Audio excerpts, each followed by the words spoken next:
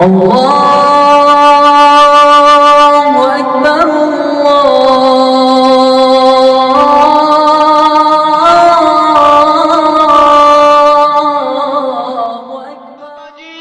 اب تک تیرے ساتھ ہم نے بھلی کی ہے، اب تو ہمارے ساتھ بھلی کرنا۔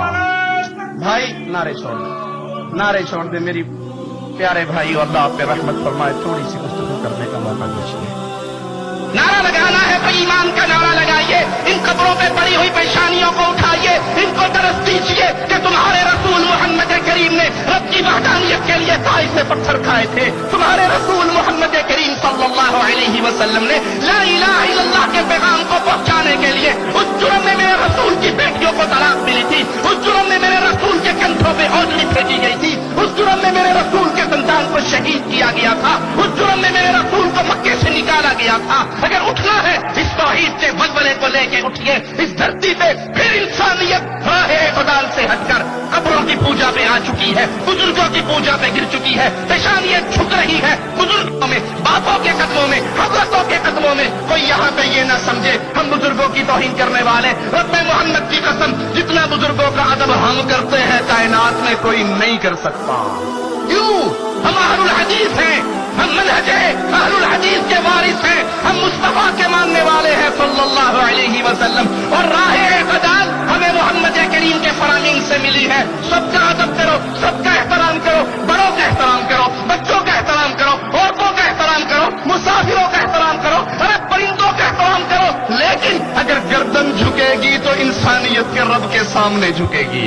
اگر تکلیف میں پکارا جائے گا تو عرش والے اللہ کو پکارا جائے گا، اگر مدد مانگی جائے گی تو اللہ سے مانگی جائے گی۔ نہ اللہ کی ذات کا کوئی شریک بنایا جا سکتا ہے، نہ اس کی صفات کا شریک بنایا جا سکتا ہے، نہ اس کی عبادت کے شریک بنایا جا سکتا ہے۔ نہ عیسیٰ اللہ کے بیٹے ہیں، نہ عزیر اللہ کے بیٹے ہیں، نہ محمد کریم فدا ہو ابی و امی صلی اللہ علیہ وسلم میرے اللہ کے نور کا ٹکڑا ہے۔ یہ کہنے والوں الصلاۃ والسلام علیک یا نور من نور اللہ، تم نے محمد کریم کے راہ اعتدال کو چھوڑ کر پیارے حبیب کو اٹھایا اور اللہ کا نور کا ٹکڑا بنا دیا، اللہ کا باٹر بنا دیا۔ نہیں، یہ اعتدال نہیں ہے، اعتدال یہ ہے کہ آئیے منہج اہل حدیث میں اکٹھے ہو جائیے۔ جس طرح میرے شیخ ابھی فرما رہے تھے، رب نے دو ہاتھ دیے ہیں، مصطفیٰ نے دو چیزیں دی ہیں، ایک ہاتھ میں رب کا کلام ہے، دوسرے ہاتھ میں محمد کا فرمان ہے۔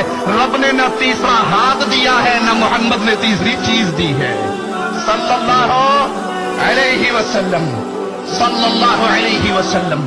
پیارے حبیب کا یہ منہج یاد رکھیے اپنی آنکھوں کے سامنے۔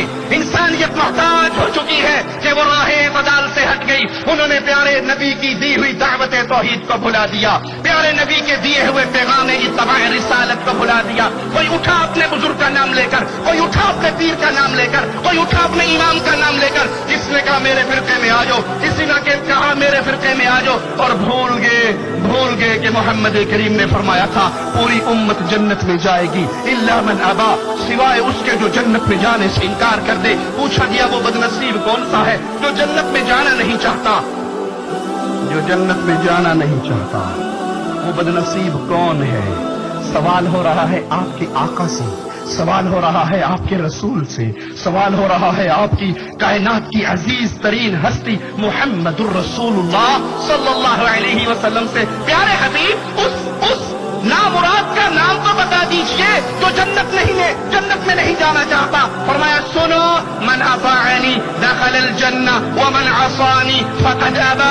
اگر جنت میں جانے والے کا نام سننا چاہتے ہو، جو محمدی بن گیا وہ جنتی بن گیا، جس نے محمد کو چھوڑ دیا اس نے جنت کو چھوڑ دیا، صلی اللہ علیہ وسلم۔ وہ پیارے حبیب علیہ الصلوۃ والسلام کی سیرت ضرورت ہے آج تعارف کروایا جائے۔ لوگ اپنا تعارف کرواتے ہیں جن کے آخرت کے بارے میں میرے اور آپ کے پاس کوئی گارنٹی نہیں، ان کا تعارف کرواتے ہیں، ان کی طرف لوگوں کو بلاتے ہیں، آؤ فلاں کو پکڑو، فلاں کو پکڑو۔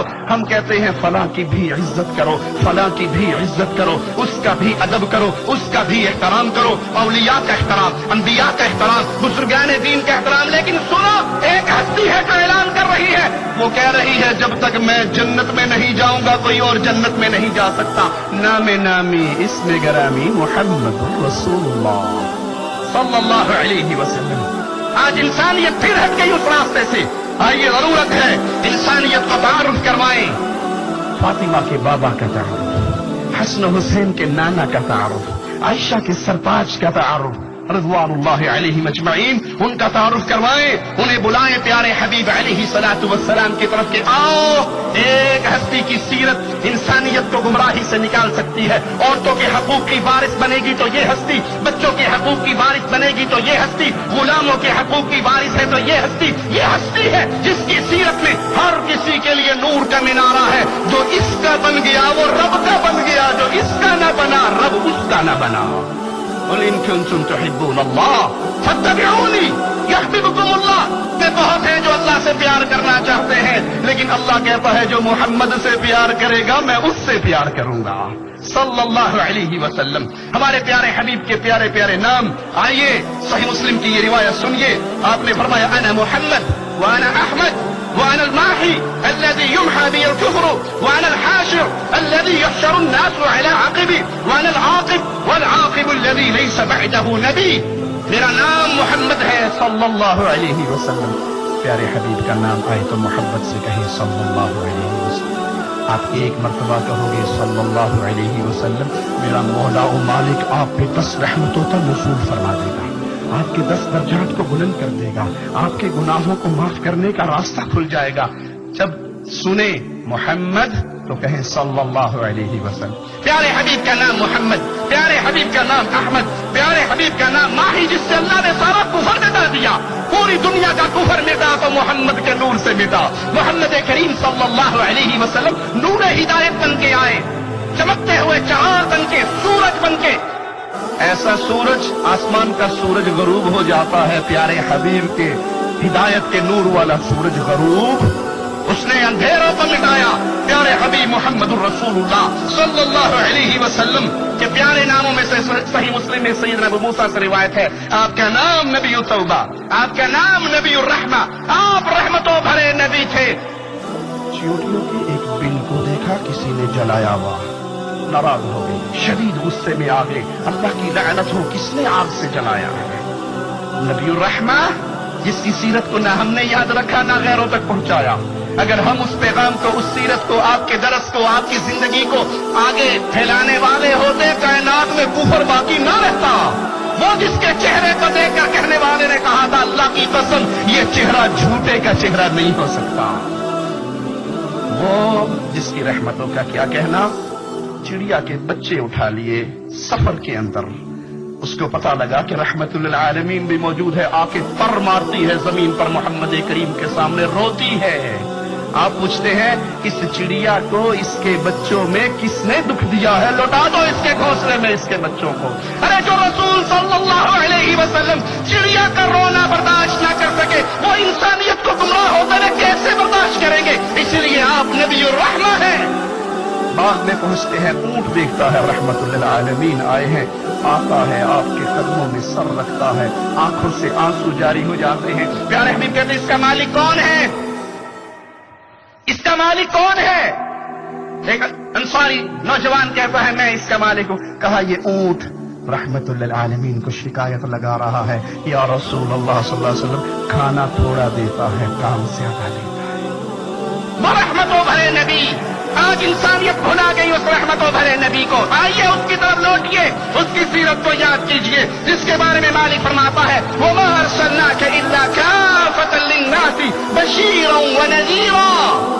میں نے پوری انسانیت کی طرف ہے محمد الرسول اللہ صلی اللہ علیہ وسلم آپ کو بھیجا ہے، بشیر بنا کر، خوشخبری دینے والا بنا کر خوشخبری دی پیارے نبی نے۔ آپ نے فرمایا جو اس حال میں اللہ سے ملاقات کرے کہ اس نے اللہ کے ساتھ شرک نہ کیا ہو، اللہ اس کو جنت عطا فرما دے گا۔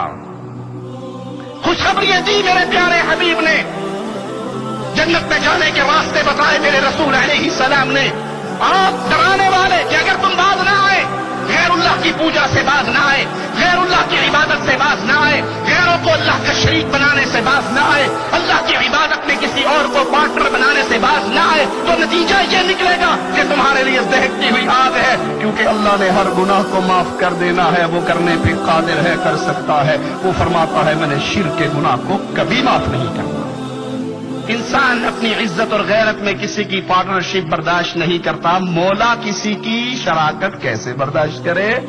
مثال دے دوں، کوئی انسان ایسی لڑکی سے شادی کرے گا جو اس سے کہے کہ جی مجھے آپ کا رشتہ قبول ہے ایک شرط کے ساتھ، ہر مہینے ایک دن کی چھٹی صاحب کا منگیتر کے پاس جانا ہے، قبول کرو گے؟ یہ ملیونیر ہو قبول کرو گے؟ ارے یہ جنت کی حور ہو تو قبول کرو گے؟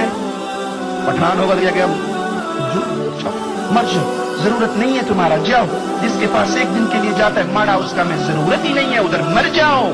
ہم نہیں کرتے ایسی سے شادی، ہماری بیوی اور کسی اور کے پاس جائے، اللہ کے لیے اعلم اطاعت، آپ اپنی بیوی کی عزت میں کسی اور کی شراکت نہ برداشت کریں۔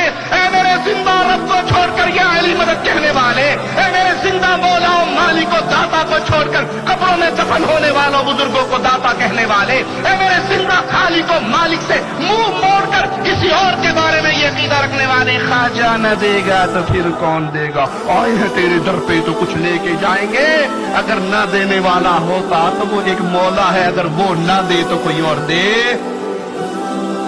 کیا اللہ اپنی عبادت میں کسی کی شراکت برداشت کرے گا؟ کتنی آسانی سے کتنے کفر کے جملوں کو تم نے تقدس سے قوالی کے اندر چھپا دیا کہ خواجہ نہ دے گا تو پھر کون دے گا۔ چھوٹا سا سوال عقل مندوں سے، جب خواجہ دنیا پہ نہیں تھے، جب خواجہ کنوارے تھے، جب خواجہ پیدا نہیں ہوئے تھے، جب خواجہ کا ابا دادا پردادا سکڑ دادا لکڑ دادا گرینڈ فادر دنیا پہ آیا ہی نہیں تھا، دنیا روٹی کس کی کھا کے سوتی تھی؟ کون کھلاتا تھا؟ الحمدللہ رب العالمین۔ میرے مولا نے سب سے پہلے اپنے کلام حکیم میں لوگوں کی روٹی کا مسئلہ حل کیا کہ ٹینشن نہ لینا، الحمدللہ رب العالمین، سارے جہانوں کا رب، پالنہار، روٹی کھلانے والا، رزق دینے والا ایک اللہ ہے، اللہ کے علاوہ کوئی اور نہیں۔ پیارے حبیب محمد الرسول اللہ صلی اللہ علیہ وسلم کا پیارا مکڑا صحیح بخاری کی روایت کے مطابق آپ کا چہرہ ایسے چمکتا تھا جیسے ہر دور میں ہر حال میں حق بات کریں گے، ہم عظمت اصحاب کی ہی بات کریں گے۔